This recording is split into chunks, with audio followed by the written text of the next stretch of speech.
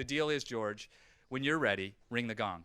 So the gong thing is real. It is real, yeah. Right. There we go.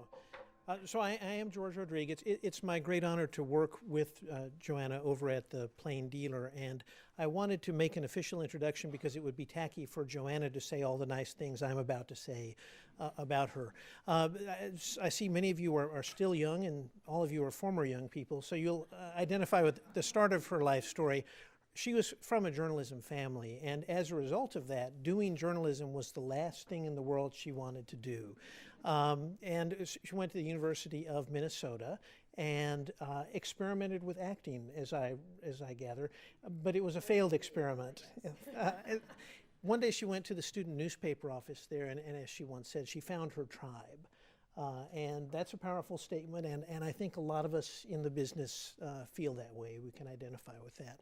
She started at a really high level at the Minneapolis Star, but was lured to Cleveland and started at the Plain Dealer in 1984. And there she covered a range of things, arts, books, movies, but she also distinguished herself early on as a really gifted narrative writer. And as a result of that, she wrote some long-form things. And then I guess she started in 2007, right? Started in 2007 and published in 2008, a remarkably amazing story, which you'll hear more about today. For that, she won awards from Columbia University, from Medill at Northwestern. And in fact, when I was thinking about coming here as editor, my friend sent me a computer copy of what Joanna had done by way of saying, you should go there. There are people like this working in Cleveland. So she's literally one of the reasons that I'm here. And more to the point, I think she's done what great journalism always does. She's given people not just information, but understanding. And I hope you'll all join me in thanking her for what she did earlier and for the book that she crafted after that series had run in the paper. Thank you.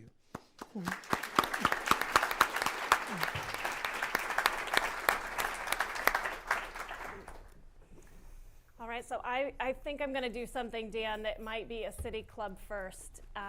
And I'm not going to ring the gong, but I am going to remind the audience of something really, really important to do during this conversation, and that is to breathe.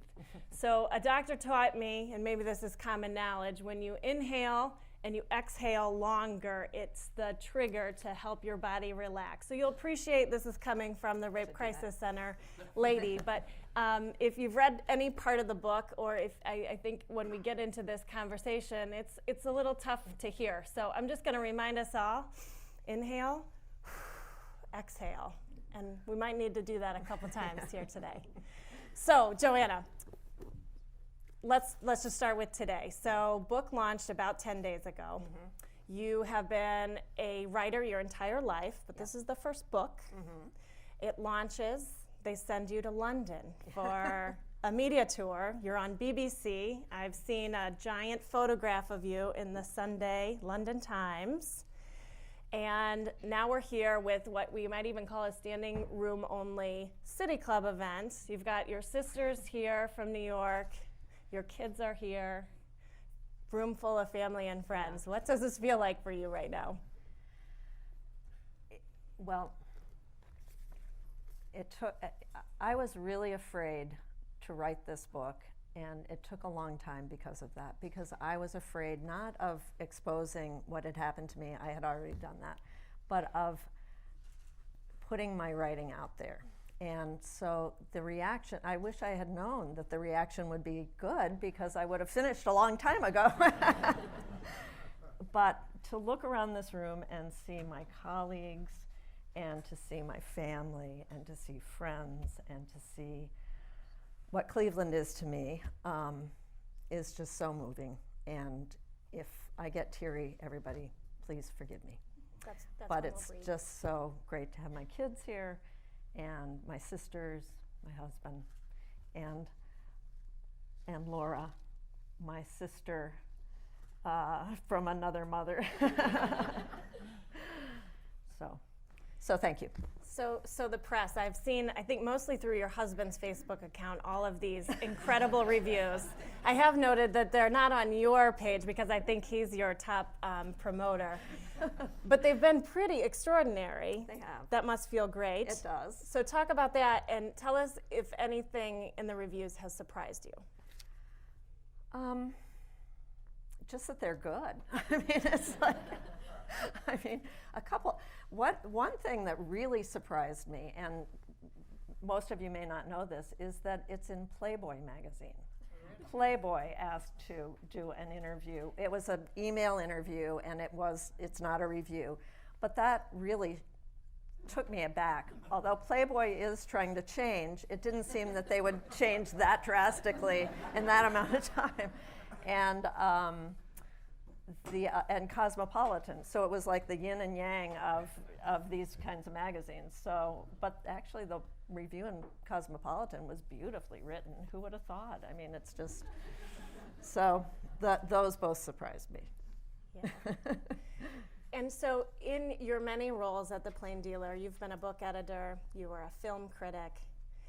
Is it tough to write about anything, not to mention something really personal and really intimate, but write about something that you're putting out into the universe when you know very well how harsh critics can be? Yes, and I immediately regretted when I started this all of the harsh reviews I ever wrote.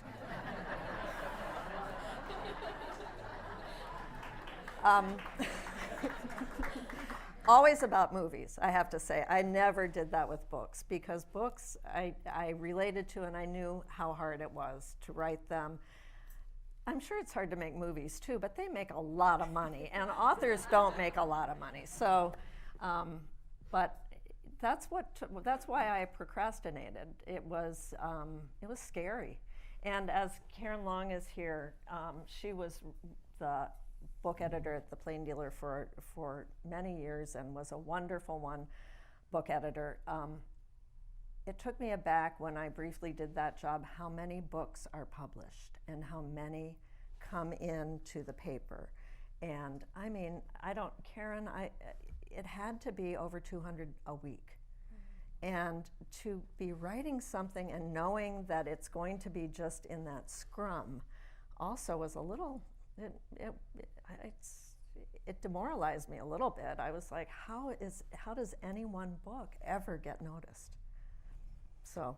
And then you add the element of your experience, your rape, and something that is just so personal to you, that not only impacted you, but your family. You're publishing a book, you know, your sisters, your mom, Laura, your kids are all in there. That must have been really tough. Yeah. I did read other memoirs, and I read interviews with people who had written memoirs, and they all said that was the hardest part of writing it, is writing about other people in a way that's honest, but also compassionate and taking into account their feelings. And sometimes honesty and compassion clash. With the people in my book, fortunately, it didn't, because everybody is superb and fantastic and wonderful. So but yeah, it's hard. To think of other people's feelings as they read about what you have said about them is difficult to imagine. Yeah. And so I'm gathering most people in this room maybe have not picked up the book yet, haven't read it, but probably many read the series that ran in the Plain Dealer in 2008. I've talked to a few people who have started the book, and some of the words that they use are, wow, intense, it's horrifying. My experience, especially reading the first few chapters, where you go into great detail about what happened to you, is wanting to believe that it's fiction, but being a Clevelander, every other paragraph has some kind of a reference to Cleveland. It was this constant pull for me of, I want to think this is not real, but I'm reading Euclid Avenue, and I'm reading Case Western Reserve, and I'm reading University Circle, and I'm reminding not only that it's real, but it happened to somebody that I know and I care about. you went into a lot of great detail about what happened inside the theater, and it was done very purposeful. Tell us why you did that. Well, it's interesting that it happened in a theater, and because the brain does us a favor in traumatic situations and allows us to remove ourselves from it, and I disassociated the out-of-body experience, which until that time I didn't really believe happened. So I was an audience and watching this happen on the stage. And later when I was writing, I reflected on how often we see rape in movies and TV shows and how it's depicted. And it's, first of all, it's entertainment. I mean, whether it's entertainment you want to see or not, it's entertainment. And the way, I don't want to see horror movies, but some people find it entertaining. And secondly, it's thrilling and dramatic, and there's, it's fast usually. And when I went back and read the statements I gave to the police, and I remembered what I had gone through and so on, and I realized my rape was none of that. It was tedious. It was clumsy. It was, I was terrified part of the time, and part of the time I was like, what are you doing? Why are you, and so I kind of wanted to cut through that entertainment aspect of it. And I do say this in the book, and I hope people understand and don't think to cut through that entertainment aspect of it and get to what one experience is like. And I suspect a lot of rape experiences are more like that, where it's just not high tension and dramatic. It's deeply frightening, but there is so much else that goes into it. So I hope that's understandable. That's what I wanted to do with it. So you wanted to distinguish between what happened to you and what you see on TV. Right. And you've mentioned to me that you and your daughter Zoe, before you told Zoe what had happened, you often sat on the couch, and part of your bonding experience with her was watching episodes of Law and Order SVU. Yeah. And that was an important thing for your family, and important for you to talk about now that you've got a book. Right. Well, that is an example of sort of glamorizing rape, and it's interesting because I write about how I was in such denial and had buried it so much that I never even thought about telling anybody, and the denial made it possible to sit there next to my daughter, cuddling and watching week after week these stories about rape, that many of them in that show torn from the headlines. I mean, they did an episode about the Castro kidnappings and so on. They've done episodes about real life things. And I kind of disassociated is the wrong word because I didn't do the out of body, but I was sort of an observer. I was one step back from doing that. And Zoe and I have since talked about the show and our feelings about it. And it really appeals to a lot of women. And interestingly, Zoe's boyfriend Tim and other men really don't like it because they feel it glamorizes rape. But with Zoe and I, she pointed out that you have, and it's not realistic, as you know, but you have these two detectives who are there to protect you and listen to you and believe you, and they're fantastic people, and it's Mariska Hargitay, and they're, and if you think that if that happened to you, that would be what you would get, and it isn't what you get, unfortunately. And it's a strong woman. She's the lead, so it's appealing to a lot of women for that reason, I think. Zoe, I consistently called it Law and Order SVU, not SVU, SUV. So, and it was our SUV years, so. So you mentioned that you watch TV, you expect two detectives working on your case from sun up to sundown, and you're the only case that they're focused on, and that was not your experience. Yeah. You mentioned in the book, you use a phrase that we hear quite often at the Rape Crisis Center, which is you were the quote unquote perfect victim. Mm-hmm. What did that mean to you? And you said yesterday on the radio that term has so much meaning that it would take you an entire hour to unpack it. Yeah. Help us understand what that means. Well, that was what the prosecutor said to me. And as you'll see if you read the book, I had mixed feelings about the prosecutor. I needed him, he needed to win this. I was very worried about it. On the other hand, he was a jerk. And he said he was very excited about the case, and he said, "You're the perfect victim." And he then kind of backstepped and said, "Because you're a reporter and you observe," and so on. But as I did research about the history of rape and so on, what he really meant was that I fit all the parameters that going back centuries you had to fulfill to be taken seriously if you said you were raped, if you reported a rape. I was a white woman, and as I say in the book, that is huge in reporting rape and being believed in rape. And Rachel DeSalle here has done so much reporting in the Plain Dealer about how so many black women in our city have not been believed and have not had follow-ups or any of the treatment that I got.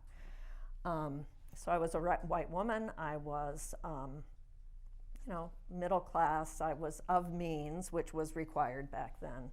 I was married, which was, way back, if you were not married, then it was, as it is in many parts of the world now, a scar on you and a dishonor to your family, and it really was your fault. And some other things that I can't remember. But anyway, so he meant I was the perfect victim because I fit these things that meant he could win the case. And rape cases are not easy to win. Mm-hmm. And they often don't even make it to the courtroom because they need the perfect victim. And I have to say, the rapist was the perfect defendant in many ways. And it makes me sad to say this, and I don't mean it. He was the perfect defendant to the prosecutor and to the system, in that he was poor and black and not educated. I mean, it was like we were polar opposites. And as the trial went on, I began to feel kind of guilty that it was so stacked, even though he terrified me and he said he would come find me if he got out and all of that. It just didn't seem right. It was so stacked, and people who've done court reporting, it's so stacked against the defendants. It's just not right.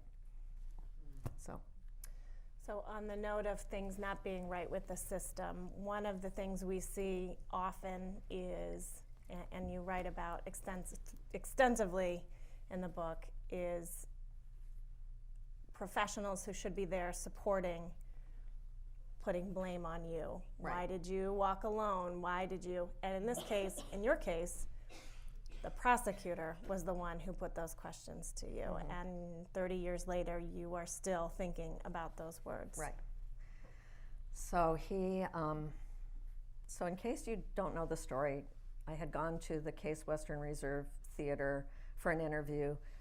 The people had left. The rapist was in the lobby and eventually said, "Do you want to see? I'm working on the lights. Do you want to see what I'm working on?"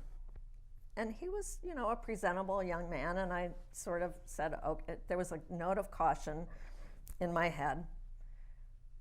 This is a stranger, but I was, 30 years old and immortal and, all those things you feel when you're that age. And I ignored the caution and went into the theater with him, and, he grabbed me and he had a knife and cut me on the throat and dragged me to the stage and so on.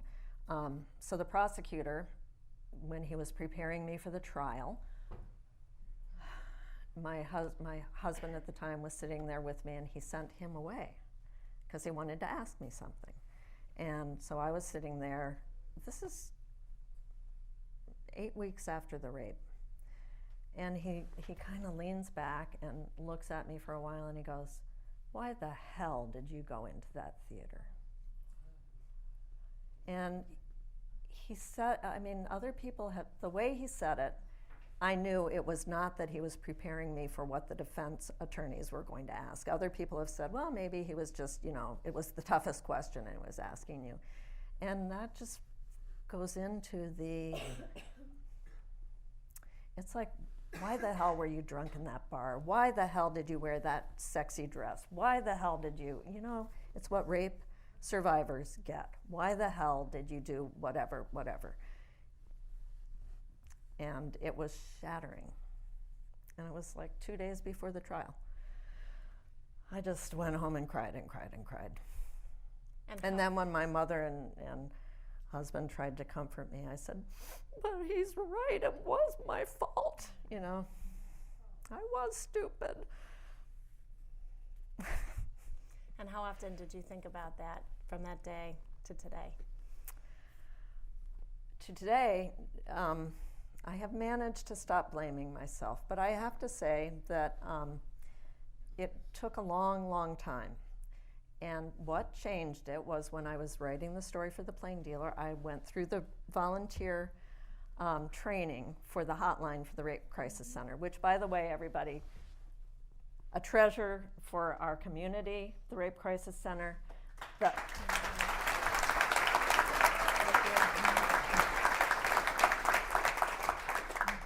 And so I went through, it was many weeks. It's like 8 or 10 weeks where you go twice a week at night, or it was back then.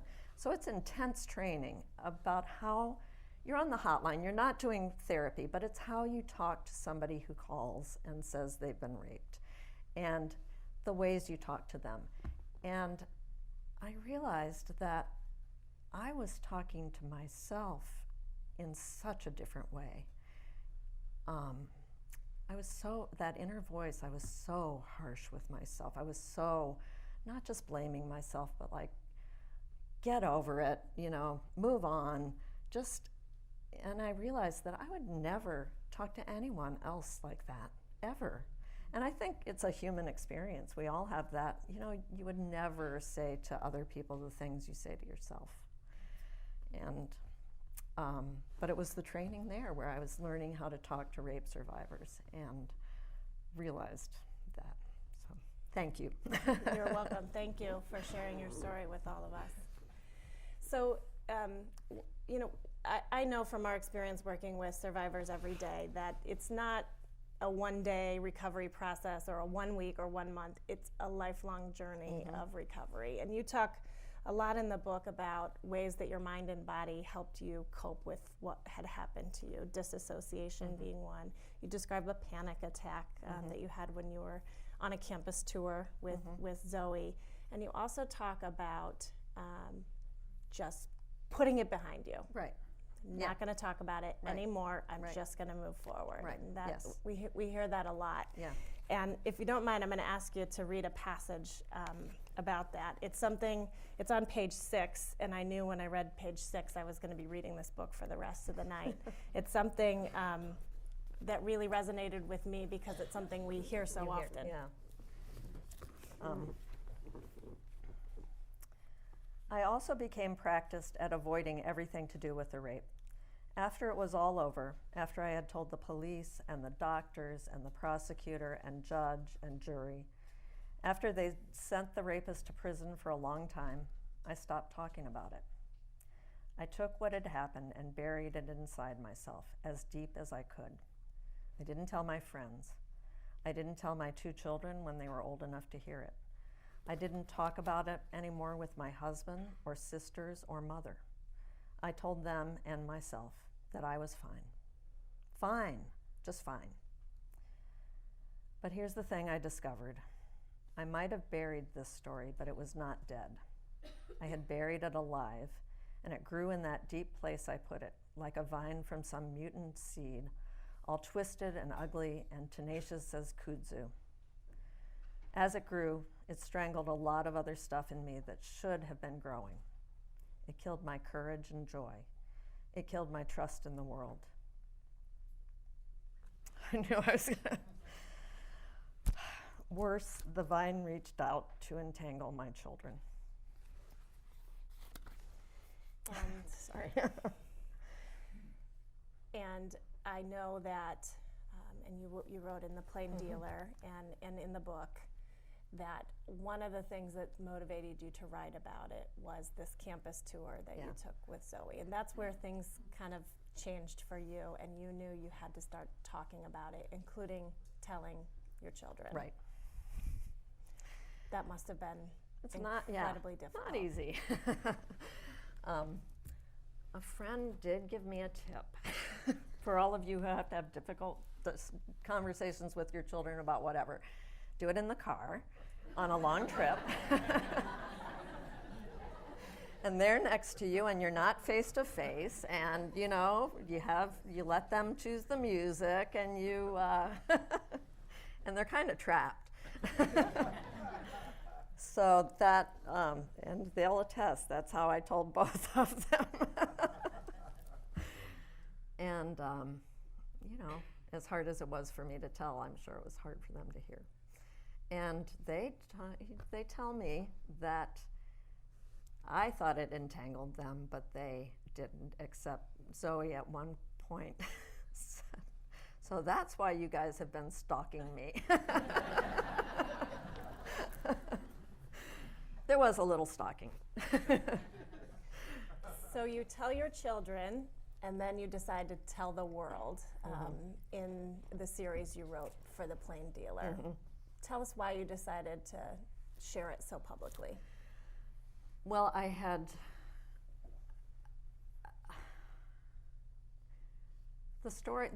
started writing it without it being a story for The Plain Dealer. And I started writing it just because I had this idea that I had lived with this fear for so long, and we fear the unknown. I mean, that's sort of a truism, but in my case it was true. I knew very little about him because I was the witness in the case. It was not my case against David Francis. I was just a witness, and as a witness, I was sequestered during the trial, so I did not see any other parts, so I didn't learn what was said about him in the trial.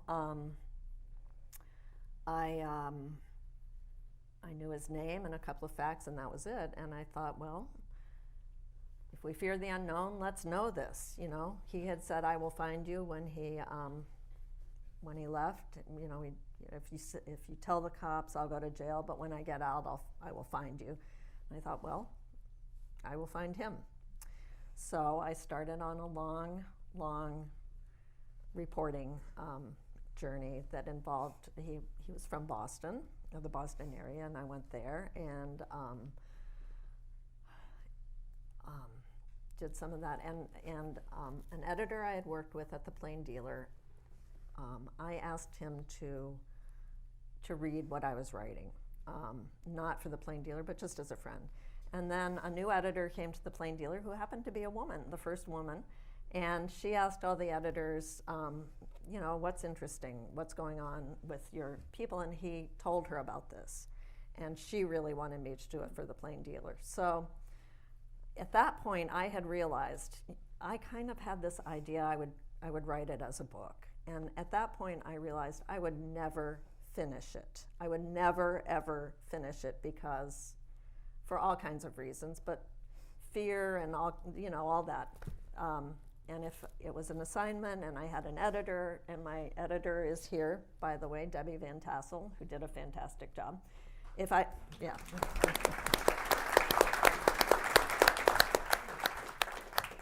She would eventually make me give it up, right? By the way, reporting, I realized just recently, is sort of a disassociation experience because you're stepping back and observing and not participating. And so I was disassociating by being a reporter on my own story, which made it possible to do. And at one point, I was so convinced this was just great. I wrote it all in the third person. She did this and she did that, and I gave it to Debbie like, here's the answer, and she goes, no. So I decided to do it for the paper because I thought it would make me finish it. And then it did become public, and that was also scary, but it worked out. So I'm pretty sure if I make eye contact with Dan Moulthrop right now, he's probably getting closer and closer and saying, wrap it up, because there's a lot of people in the room who have questions. So I just one more question before we turn it over to the audience. I'll say, I remember I was not yet working for the Rape Crisis Center when your series ran in May of 2008. I remember setting my alarm a half hour early those mornings because I wanted to go out and get the newspaper and read the next day. And I also know that we made copies of that series, and we still have it in the lobby of the Rape Crisis Center. I see people every week reading it, and we have people all the time asking if we have any more copies that they can take home. So we know in this community it had an extraordinary impact. What was the impact on you when you shared your story with the world? Well, the big one, and the reason I decided to go ahead and try to make it into a book was that the Monday I went into the newsroom, and over the course of the day, 3 women from the paper came up to me and confided that they had been raped and had never told anybody. And then the emails started to come in, and the voicemails. And it included a few men, but it was, as you know, mostly women who are the victims of this crime. And the stories I was hearing were just heartbreaking and frightening, and all, they really were in emails kind of telling the story like that they had held in and not told. And I realized that the way I reacted was common, and you said the other day it's universal almost, to say, okay, we can't talk about it anymore, in part because you don't want to burden people with such an emotional experience. You can't just, and you're sort of protecting other people in not talking about it. And you're protecting yourself, of course, too. But it's sort of like, what I liken it to was, my father died when I was pretty young. And when I was 22. And when I went back to work after, it was still very raw. And when people came up to me, they could see that I was about to burst into tears if they said anything. And we've all had that experience when somebody's had a trauma. You don't know what to say. You don't know where, it's just, and that's how we feel. We don't want to, it's just, no one knows what to say. You don't want to put them in that position. And so I thought by sharing it more widely that it might start something where people start talking about it and feeling like they can, and feeling like it's not a taboo subject and it's not something we should be silent about. And the silence goes way back too. There's a group, the Rape Crisis Center, the logo is based on this myth of I remember Philomena, whose rapist cuts her tongue out. And that was and when you read The World According to Garp, I didn't realize it at the time, that was based on the myth of Philomena. And there are other, so the silencing goes back as far as the perfect victim stuff. And it's time to stop. Yeah. So that's what and just before we take questions, I want to thank several people who are in the book are here today. Laura Wills is a big part of the book. She is David Francis's sister, and she is a survivor of so much, and I love her.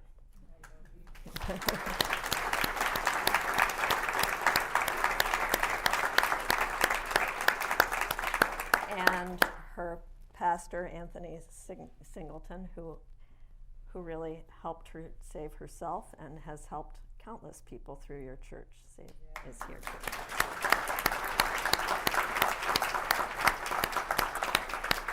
And Sue Johnson, who is in one of the few funny scenes in the book, is here. She went out. I had done a story with her. She's one of the bravest and most adventurous people I know, and she went with me when it was not a plain dealer story yet on my first trip into, trying to find things out. And she's here. I don't know where you are, Sue, but anyway, Sue is in the book, and she's great, and so.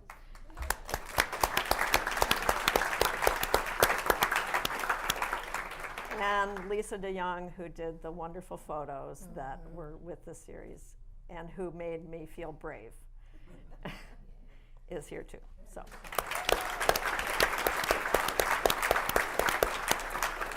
I think saying you're brave might be the understatement of the century there, huh? All right. So Dan gave me a long list of instructions to share with the audience about asking questions. The only one I remember is please frame it as a question. Who would like to go first? Betty?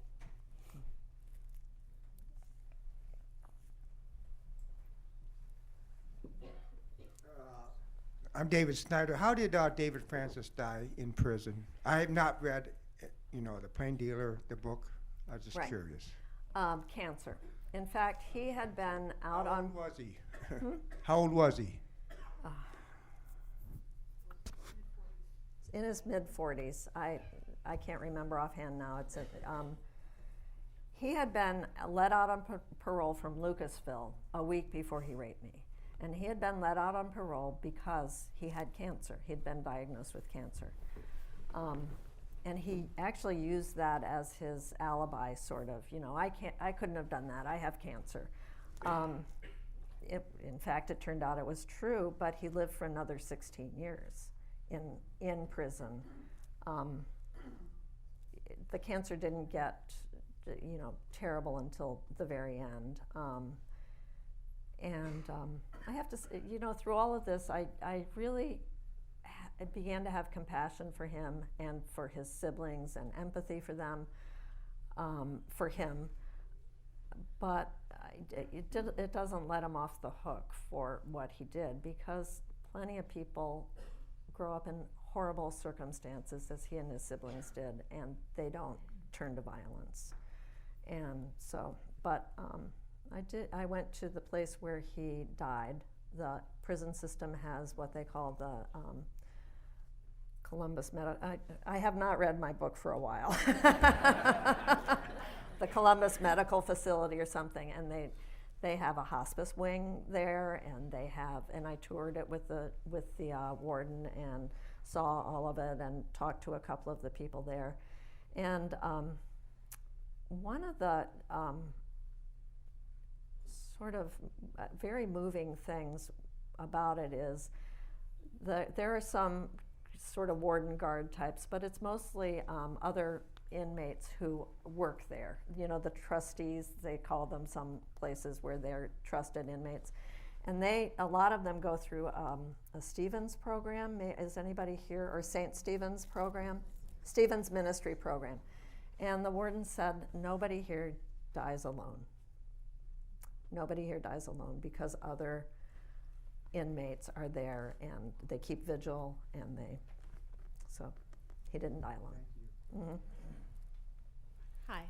I was wondering how and why you chose the title of the book that you did. The title? Well, that was the last thing that he said to me. We left the theater. He still had the knife sort of at my back and neck, and he asked me where my car was, and I thought, oh God, now we're going to get in my car. That's not going to end well. And I kind of talked him out of that. I said, it's right by the guard station. We can't, you can't get caught. It's right. And so then he gave me a kiss and he said, now don't go to the cops, because if you go to the cops and they catch me, I'll go to prison. And if I go to prison, when I get out, I will find you. And then when I decided to find him, I remembered that, and I thought, well, that's kind of a nice twist. But as I wrote it, I realized first of all, I was finding Laura and all these other people. There was an amazing priest who was one of his other victims. And in the end, I kind of found myself. When I thought of the title and when I was going through it, I didn't make that connection. It wasn't till the end that I kind of realized that. So. Hi. Hi, Margaret. Hey, Joanna, I just want to thank you for the book. It's a blessing. Sondra, great questions, and thank you for telling us to breathe. Joanna, I wanted you to talk a little bit more about how your life intersected with Laura, and if it's appropriate, if Laura wanted to say a few words. Right, I was hoping, yeah.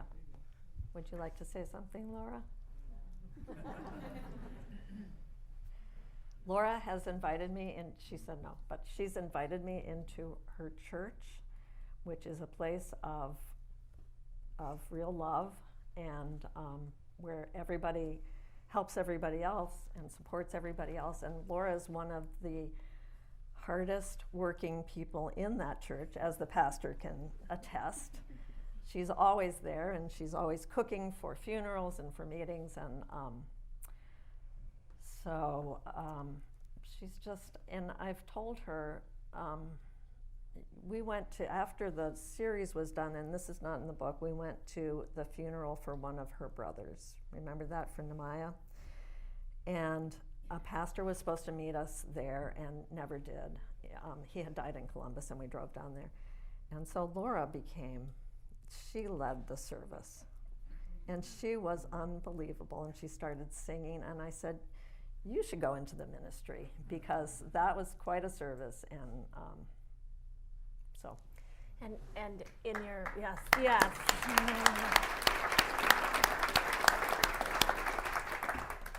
I think in your research process too, you learn a whole lot about how your lives are very different. Yeah. But also a little bit about how your lives are the same. Yeah.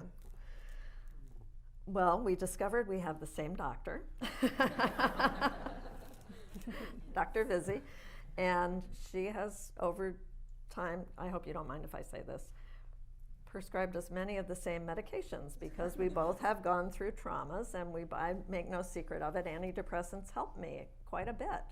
And so we had those kinds of things in common, and it just was like, we came from such different upbringings, and I came from a privilege that I didn't even know I had, because we weren't rich when I was growing up, and I shared clothes with my sister when we were growing up, right? Thought about them, and but I came from real privilege, and Laura didn't, and yet we met,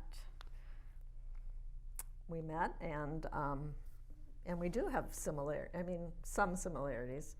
Was there something else I told you that I'm forgetting that we had? You're both incredibly courageous. So. I'm curious, if you had the opportunity, would you have wanted to meet with him face to face? That's what I intended when I started, and I found out almost immediately that he had died. And especially talking to Laura, the other thing we had in common, that's it. He had been out a week, and he came to Cleveland, and his maybe not his first victim, but he was trying to make Laura his victim. He called her, and he bullied her, and he was trying to get her to come down and meet him, and he had some men he wanted her to meet, and he wanted, pretty horrifying for a brother to do that. And that was like the day before he raped me. And so I had thought I wanted to, and then as I learned more about him and learned that he denied he had done it up to the very end, I kind of realized that it was good that he had died, and I couldn't talk to him. I didn't get to talk to him, but I didn't have to talk to him either. And I sometimes wonder if I had, would I have gone and found all these other people? I don't know. So, because I went to them to find out about him.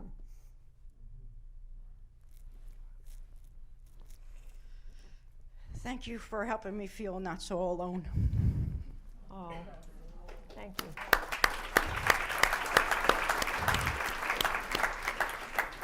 You just hit on it with the antidepressants, and I would really like to know, if you went to therapy, how much therapy did it take before you were able to share it with family members and everyone?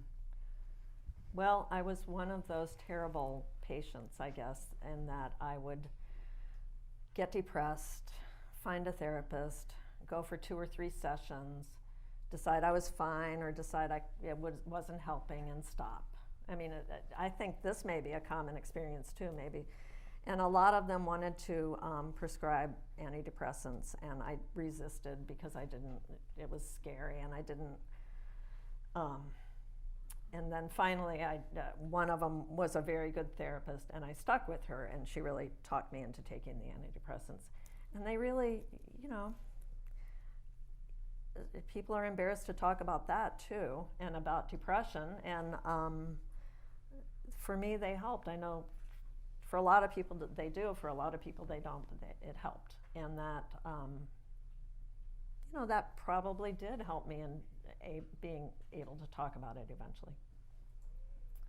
And I would be remiss if I didn't mention that the very best therapist I know happens to be sitting one table away from you and leading the programming at Cleveland Rape Crisis Center. Yes.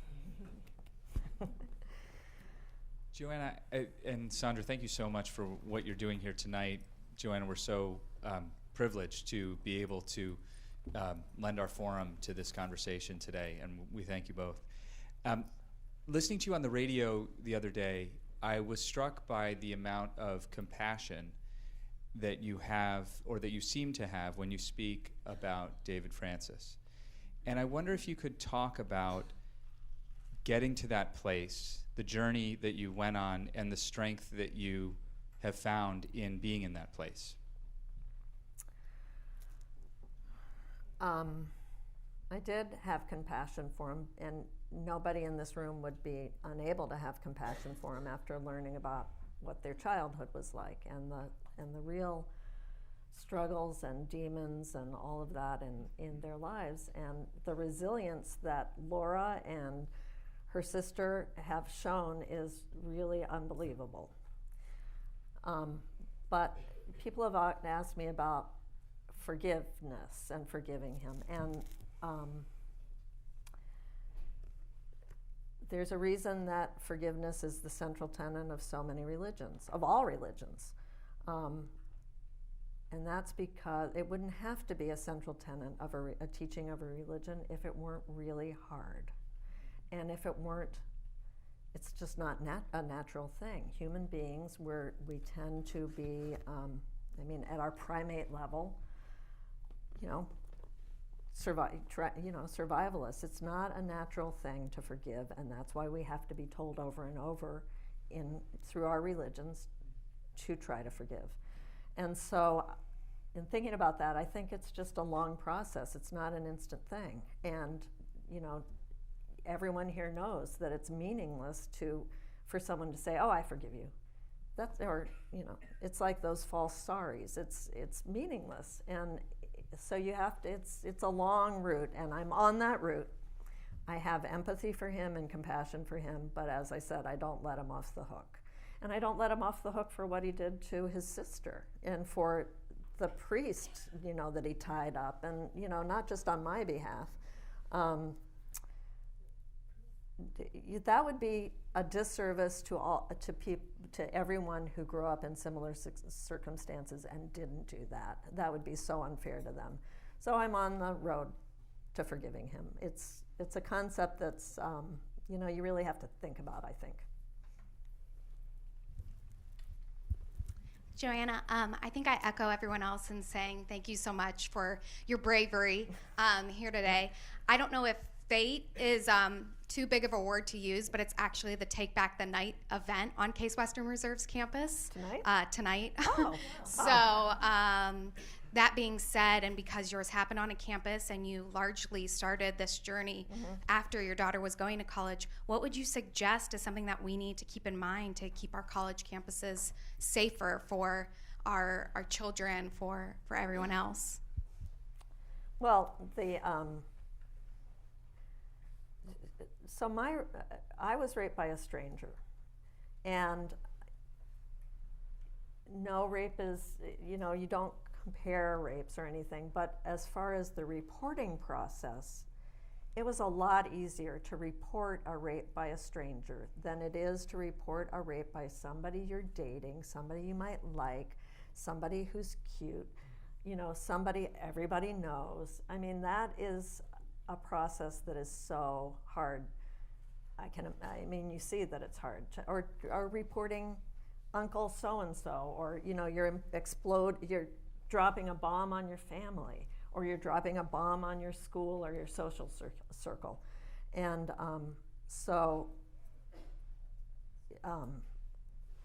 as you make sure that that everybody listens and believes and is there. But there's also that what Vice President Biden is spearheading. It's on us. It's everybody being the bystander awareness and looking for those cues. Your friend is really drunk and she says, "Go! I'll get home alone. Go ahead." And then if she's going up the stairs in the fraternity or whatever, the bystander effect of stepping in and stopping, whatever. And on college campuses, that is huge to teach people to do that. I'm sure you are over at Case. And you guys are, you can talk about what the Rape Crisis Center is doing. They're going to high schools and is it middle schools too?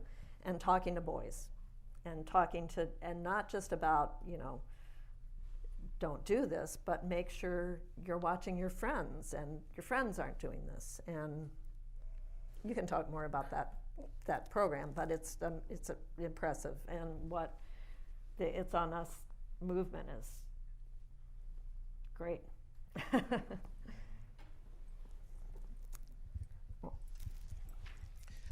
I had a question over here. Oh, Meryl. Yes. Meryl. I had a question. As far as the forgiveness, would you consider the forgiveness a part of your wondering how to forgive or if you should forgive? Would you consider that a part of your depression, that struggle?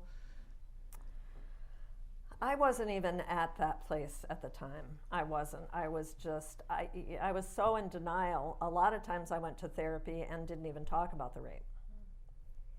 And it was, I'm depressed and other things. And so I hadn't gotten to that point. That was really more part of writing about it and part of meeting people and meeting family members and so on. That was more. And I also felt that it was abstract. And I know that this is wrong, but I felt that it was abstract because he was dead. And, I'm not going to go up to him and say, "I forgive you." And I know that therapy and all of that, you still need to grapple with somebody even if they aren't there. So. Hi, I'm Nancy Reeves. Hi. In the article, you talked about the role that race played in your shoving down those warning signs.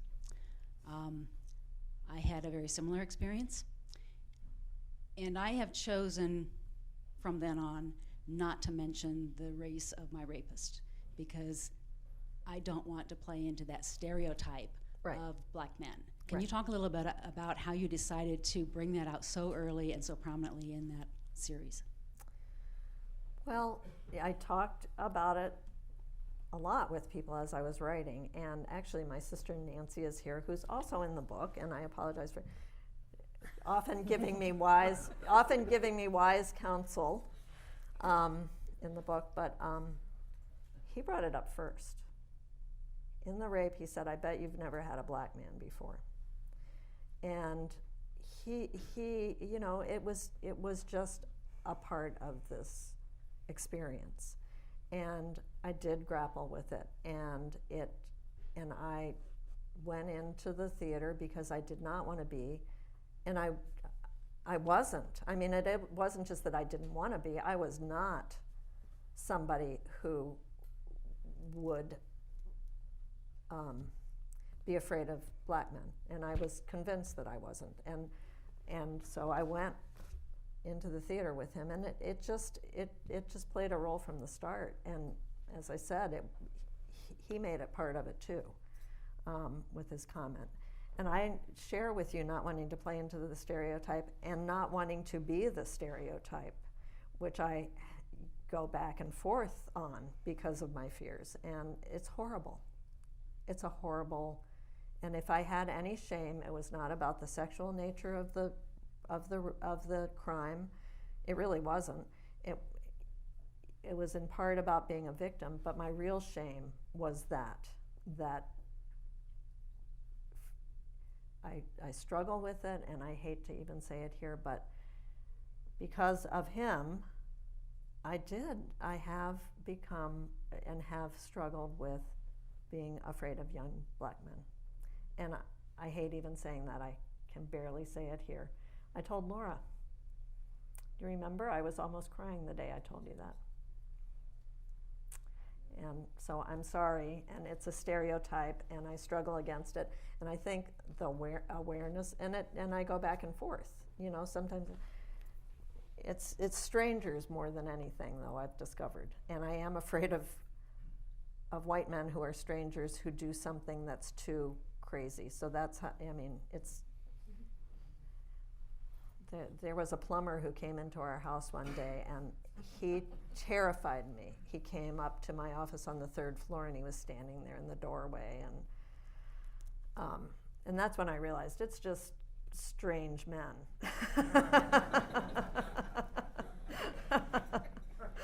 So anyway, that's a hard subject to talk about, and I hope I didn't offend anybody, but it's the truth, and I think a lot of people struggle with that kind of thing. Thank you. Thanks for speaking the truth.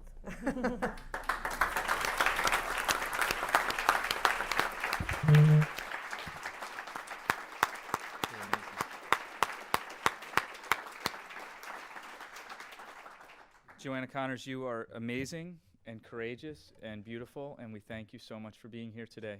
Well, thank you for putting this on, and thanks to the City Club. Thank you. And Sondra, thank you so much for moderating our conversation. The book is I Will Find You. Go get a copy out there. Have a drink. Thank you so much for being here, ladies and gentlemen.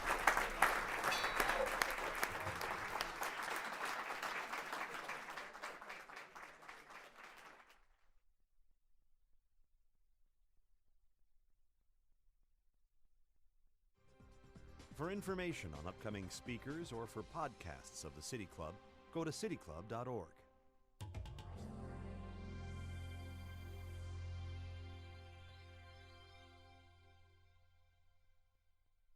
Production and distribution of City Club Forums on IdeaStream is made possible by the generous support of PNC and the Raskin Family Fund, with additional funding from Cleveland State University, Robert Conrad, and the Payne Fund.